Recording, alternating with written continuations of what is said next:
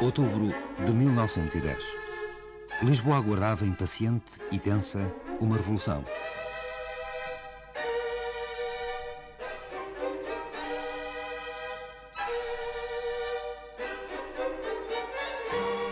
Conspirava-se pelas ruas, nos cafés, nos quartéis, nas sociedades secretas.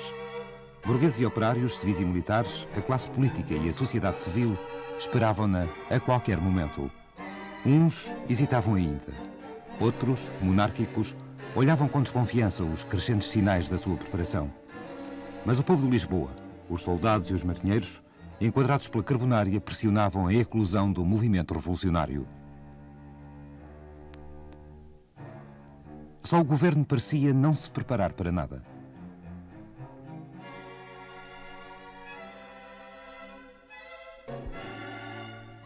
O rei jantava quando tudo começou.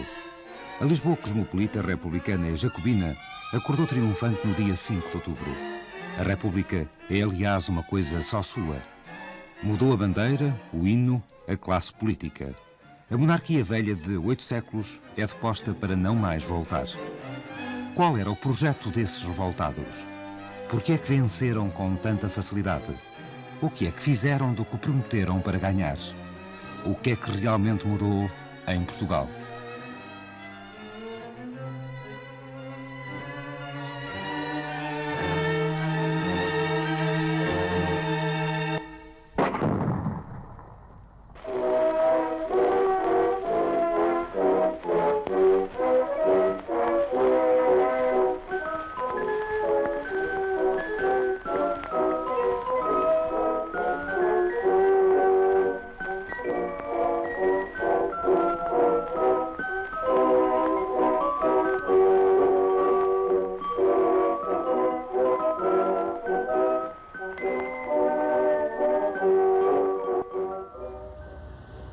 A República Portuguesa é hoje povoada por quase 10 milhões de habitantes.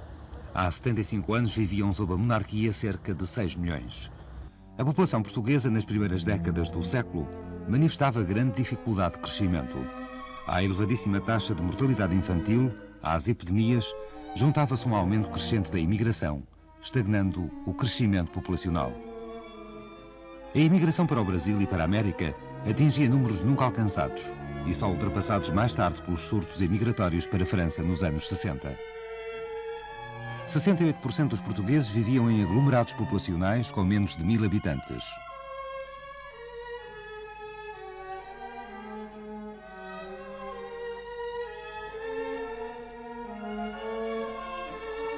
E só 19% da população vivia em núcleos urbanos com mais de 5000 habitantes, e a tendência será para o crescimento das grandes cidades. –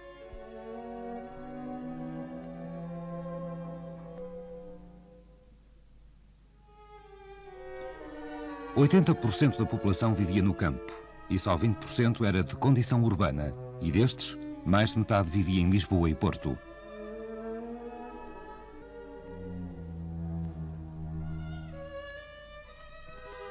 A população ativa também se dedicava predominantemente à agricultura, mais de 60%. O setor secundário ocupava 24% e o dos serviços apenas 14%. Mais de 70% dos cidadãos eram analfabetos, o que representava uma taxa muito mais elevada do que a da Grécia, da Espanha ou da Itália e sem comparação possível com a Europa do Norte.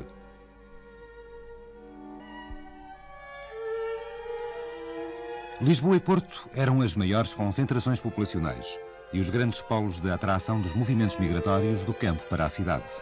Em Lisboa viviam 435 mil pessoas, mais de 7% da população total do país.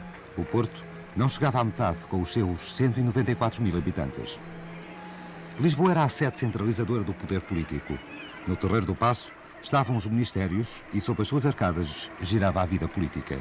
Trocavam-se apoios e influências. Conspirava-se.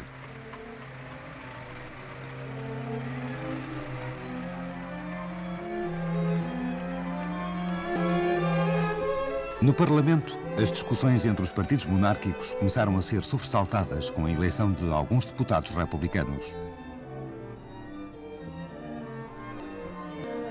Afonso Costa, António José de Almeida, Brito Camacho, entre outros, foram pondo em causa dentro e fora do Parlamento os escândalos políticos do governo e o próprio regime monárquico.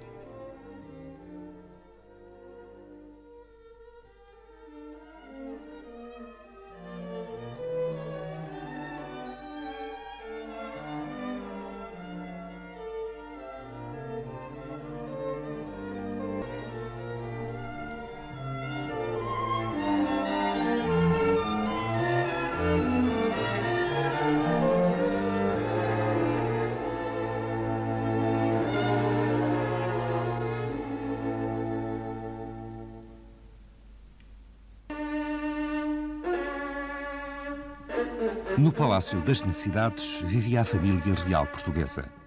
À data da Revolução reinava Dom Manuel, filho de Dom Carlos, assassinado em 1908. O seu funeral decorre num ambiente de forte tensão política e social.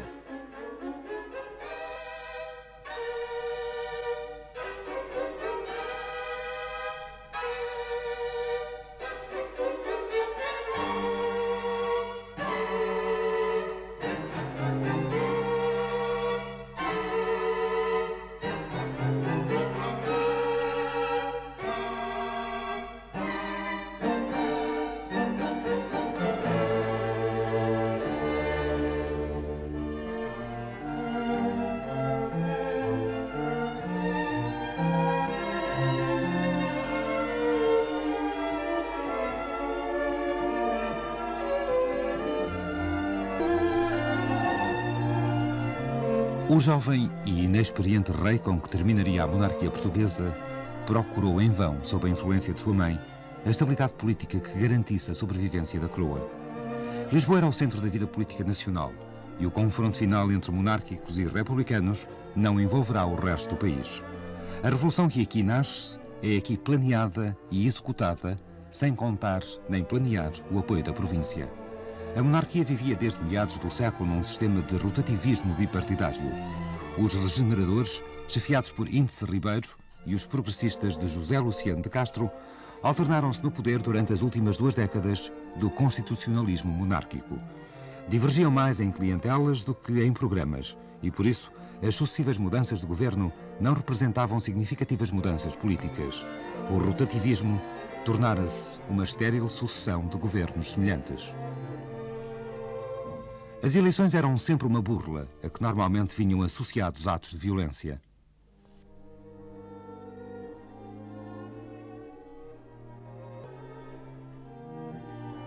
O Partido Republicano, fundado na década de 70, começa a desenvolver-se à medida que se acentuavam as crises políticas e financeiras do regime, desacreditando-o e criando um crescente descontentamento que se estendia a diversos setores sociais. O ultimátum de 1890, pelo qual a Inglaterra se apropria de uma vasta zona territorial entre Angola e Moçambique, que tradicionalmente nos pertencia, é a primeira grande prova a nível nacional da capacidade de aproveitamento político do descrédito dos partidos monárquicos. A historiografia portuguesa tem tratado a questão do ultimátum de 2 formas distintas, mas quase sempre separadas. Isto é, por um lado, trata-se o ultimátum como problema de história diplomática, que é os conflitos e as negociações diplomáticas entre Portugal e Inglaterra. Por outro lado, trata-se o ultimato como um acontecimento de política interna, como um grande levantamento nacional, como um grande levantamento de luta antimonárquica e anti-inglesa, e ao mesmo tempo de luta pelo ideal republicano. E isto, esquecendo talvez que a especificidade e a particularidade do ultimato é justamente essa ligação, essa articulação entre o interno e o externo. O ultimato é, obviamente, um acontecimento de política externa, mas ele torna-se fundamentalmente um acontecimento de política interna. Porquê? Porque há por trás disso toda uma estratégia de propaganda, que é uma estratégia de aproveitamento de uma ameaça externa, a ameaça inglesa, para fins de política interna, nomeadamente de propaganda política republicana. Os partidos monárquicos, por um lado, a quem cabiam os imperativos de Estado e os negócios do poder, não estão à altura dos interesses nacionais, fazem e desfazem governos, enfim, ao sabor do seu próprio interesse partidário, desgastam-se e desprestigiam-se politicamente. Por outro lado, o Partido Republicano, fora dos negócios da governação, fora dos circuitos do poder, joga decisivamente na sociedade civil, liderando o grande movimento patriótico que se gera por todo o país e liderando segundo os desígnios da sua própria propaganda. Em primeiro lugar, desprestigiar os partidos monárquicos, o que não era difícil porque eles já estavam desprestigiados. O Partido Progressista, tinha aceito o ultimátum. O outro, o Partido Regenerador, pactuava com o agressor, pactuava com a Inglaterra nas negociações que conduziram ao Tratado de 20 de agosto. E, por outro lado, o rei, enfim, parente da Rainha Vitória, era acusado pelos republicanos de aliado natural da Inglaterra. Nesta conjuntura, desprestigiados os partidos monárquicos, isolado de certa maneira o rei, ou denegrido à sua figura, o Partido Republicano aparecia aos olhos da opinião pública como o único defensor do interesse nacional, o último baluarte do patriotismo ofendido, granjeando na opinião pública toda uma certa simpatia que lhe permitiria, de facto, penetrar, de certa maneira, no tecido social português. A revolta republicana do Porto a 31 de janeiro de 1891 é consequência direta do ultimátum. Mal planeada, sem o apoio do Partido Republicano e sem implantação social, fracassa em poucas horas. A vitória republicana estava ainda longe. A incapacidade de adequação do sistema político às transformações da realidade económica e social diminuiu progressivamente o apoio das novas classes médias urbanas aos partidos monárquicos. A capacidade de mobilização do republicanismo, aproveitando esse descontentamento, crescia numa vaga capaz de varrer os monárquicos do poder. Há um conjunto de condições objetivas que provocam e, como tal, explicam o descrédito dos partidos políticos monárquicos. Mas essa explicação pode não parecer hoje clara sobre os motivos que levam a que se procure uma alternativa para os problemas do país na República e não em alterações no quadro político-partidário da monarquia.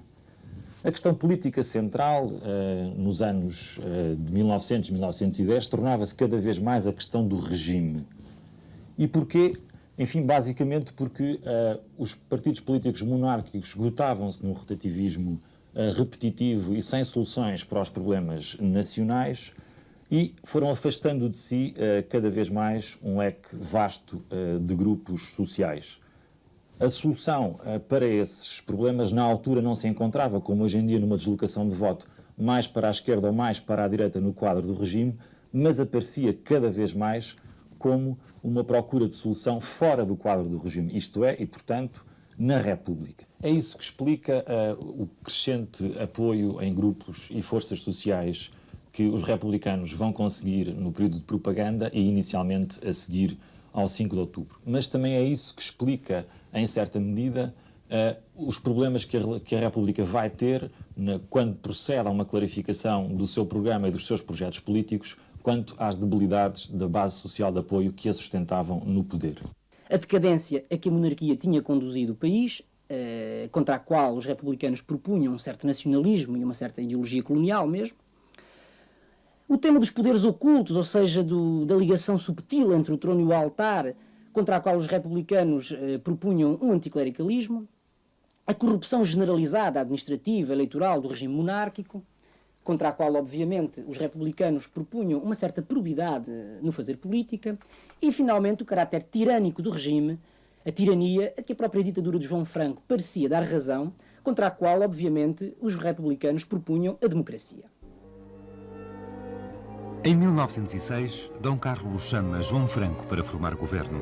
Em 1907, o rei autoriza-o a governar em ditadura, à turca, como então se dizia. As medidas policiais e repressivas criam uma crescente oposição ao regime. A população da capital envereda decisivamente pelo caminho da revolução, preparando-se com crescente intensidade e permanente mobilização de rua para um confronto que derruba o regime monárquico. A base social de apoio do republicanismo alarga-se continuamente com crescentes adesões da classe média, mesmo de ex-monárquicos como Bernardino Machado, das pequenas burguesias do comércio e dos serviços, de praças e baixas patentes do exército e da marinha, o trabalhador oficinal e o operário do incipiente mundo industrial. As classes médias de onde provinham os quadros políticos do Partido Republicano e da maçonaria procuraram enquadrar a crescente adesão popular, criando a Carbonária Portuguesa. A maçonaria não pode atuar diretamente, nem tem condições para atuar diretamente sobre as massas populacionais, na medida em que é uma organização fundamentalmente de quadros. Logo, para fazer uma revolução, a maçonaria tinha de criar, tinha que, pelo menos, fomentar outras organizações que fossem de massas. Daí a Carbonária. A Carbonária não é exclusivamente maçónica, não sai apenas da maçonaria, mas sai fundamentalmente da maçonaria. E a carbonária, com uma forma de ritual muito mais simples e com uma capacidade de recrutamento muito maior, porque não exige os requisitos que a maçonaria exige aos seus membros, pôde recrutar milhares, dezenas de milhares de portugueses entre todas as classes sociais, desde as mais humildes, desde os operários até os próprios pedintes, até às pessoas de maiores posses, portanto, pertencentes à burguesia. Consequentemente, a carbonária pôde organizar um exército, digamos assim, civil, fundamentalmente, que chegou a atingir 40 mil pessoas, segundo as estimativas que temos hoje, e com um peso muito grande na cidade de Lisboa. E essa carbonária foi a grande arma dos republicanos e um dos principais motores na proclamação da República. A ditadura de João Franco termina com o assassinato do rei Dom Carlos e do príncipe herdeiro a 1 de fevereiro de 1908, quando regressava a Lisboa depois de ter assinado o decreto que punia os crimes políticos com o degredo para as colónias. Às mãos de Buissa e Costa, dos republicanos que julgaram possível, por um ato individual, derrubar o regime, a monarquia recebe o sinal do seu fim iminente e o país iniciará um período de 20 anos de intensas convulsões políticas e sociais. A queda da monarquia era agora uma questão de tempo, mas os republicanos divergiam quanto ao meio a adotar para a conquista do poder. A partir do fracasso da Revolução de 31 de janeiro de 1891, uma facção preponderante dentro do Partido Republicano defendeu a via evolutiva para a proclamação da República. Uma facção preponderante, entenda-se, não a totalidade dos republicanos e não a totalidade do Partido Republicano. A partir de 1906-7, esta facção, todavia, foi perdendo cada vez mais em força, à medida que a republicanização do país se ia fazendo, e a partir de 1908, quando os republicanos conquistaram a totalidade da Câmara Municipal de Lisboa, ou seja, chegaram à conclusão que a maioria da população de Lisboa estava com a República, aí entendeu-se que não valia a pena continuar numa via evolutiva que poderia levar dezenas de anos e que a Revolução, de um dia para o outro, poderia trazer a almejada República. E assim, no Congresso Republicano de Setúbal de 1909, decidiu-se, confidencialmente entenda-se, isto não veio para a imprensa, que se prepararia a Revolução. Foi a partir de então que se começaram ativamente a organizar os manejos revolucionários. A Carbonária era a única organização que criou uma via revolucionária para a República. O Partido Republicano não queria uma via revolucionária e durante os últimos anos que precederam a queda da monarquia, em sucessivos congressos, rejeitou a via revolucionária. Mais do que isso, o Partido Republicano oficial, da classe média, condenou e tentou, digamos, para usar uma palavra corrente, sabotar a Carbonária, ou seja, tentou desfazer a organização carbonária e desolidarizar-se dela. Foi a sobrevivência da Carbonária, apesar de todas as pressões, não só as pressões da repressão conduzidas pela monarquia, pelos órgãos oficiais da monarquia, mas da repressão oficiosa conduzida pelo Partido Republicano, que conseguiu impor a via revolucionária, em última análise, no 5 de outubro. A propaganda republicana intensificava-se. As bases do Partido Republicano e a Carbonária pressionavam constantemente as cúpulas políticas durante todo o ano de 1910 para a marcação da data da Revolução. À luz do dia, os carbonários conspiravam. Nas suas sedes, os militantes do partido procuravam organizar grupos revolucionários. Nas fábricas clandestinas, fabricavam-se bombas artesanais.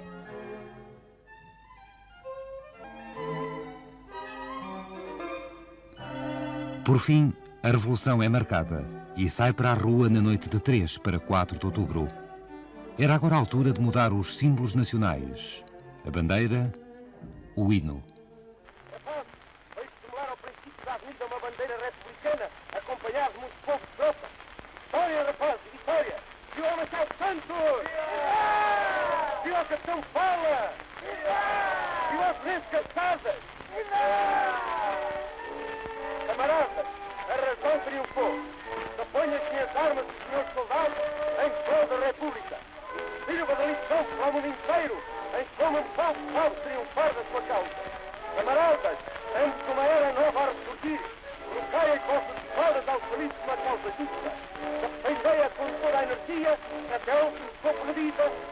sina em que vós acabais de implantar. Abençoai esta data, ficará gravada com letra de ouro para todo sempre. Rapazes, abaixo do tirano, viva a República! Viva o Estado Santo! Viva o Terceiro Cavaleiros! Viva o Sérgio Almeida! Viva o São Costa! Viva o São Manuel da Riaga! Viva o João Chagas! Viva a Pátria Livre! Avanço com o Justiniano! A participação civil e militar no 5 de outubro é de facto muito controversa. Há autores que consideram que se trata de uma revolução, outros que se trata de praticamente de um golpe militar.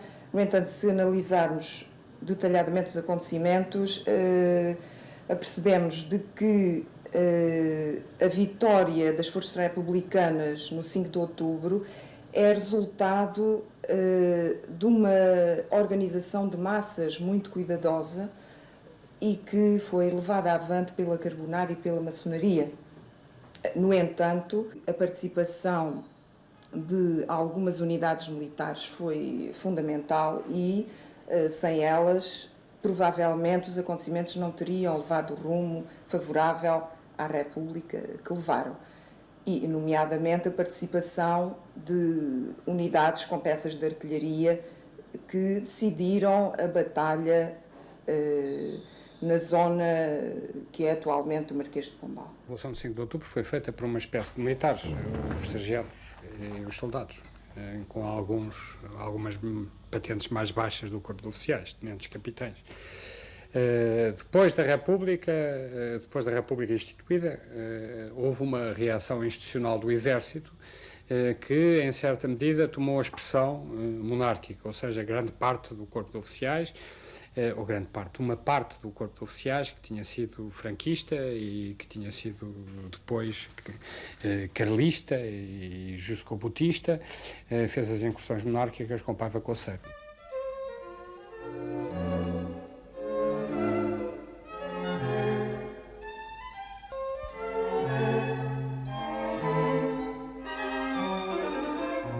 Esta imagem da República era extremamente importante, já que o rei, símbolo da nação, tinha um corpo, via-se, ao passo que a República era uma imagem abstrata. Havia, portanto, que materializá-la. E foi isso que a pintura e que a escultura fizeram, sobretudo a estatuária, dando-nos essa imagem, a da República Mulher. Numa perspectiva de século XX, 1985, nós diríamos que entre o modelo político-constitucional ou o modelo político-geral da monarquia e o modelo político da República, a diferença não foi tão grande como poderia parecer. Todavia, para a época, para os republicanos e para os próprios monárquicos que confrontassem o ideal monárquico com o ideal republicano, havia, sem dúvida, uma diferença fundamental, havia diferença essencial. Partia-se do princípio de que era impossível realizar qualquer reforma de tipo social ou mesmo de tipo económico, muito menos de tipo político, sem a abolição da superestrutura que representava o regime monárquico. Portanto, a cúpula que representava o poder monárquico tinha que ser primeiro decapitada. Só depois disso se poderia avançar para todo um novo esquema de regeneração, de salvação da sociedade. Isto nas suas grandes linhas. Nos pormenores, nós poderíamos dizer que a diferença não era tão grande como aquela que na época se afirmava. Em todo o caso, o projeto básico republicano no que diz respeito ao corpo eleitoral era o de conceder o direito de voto a todo o cidadão português, ou seja, de instituir o chamado sufrágio universal. Se isso tivesse sido assim, não foi. Se isso tivesse sido assim, de facto, a diferença era essencial entre uma coisa e a outra.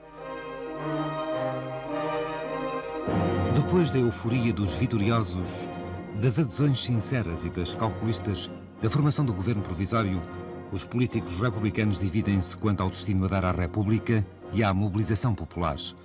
Conservadores, moderados e radicais, burguesias e operariado, o Estado e a Igreja, o governo e o exército, o poder e o povo, encontrar-se-ão em breve fragmentados e divididos na diversidade dos seus projetos políticos. A luta contra a monarquia tinha terminado. A luta pelo controle da República ia começar.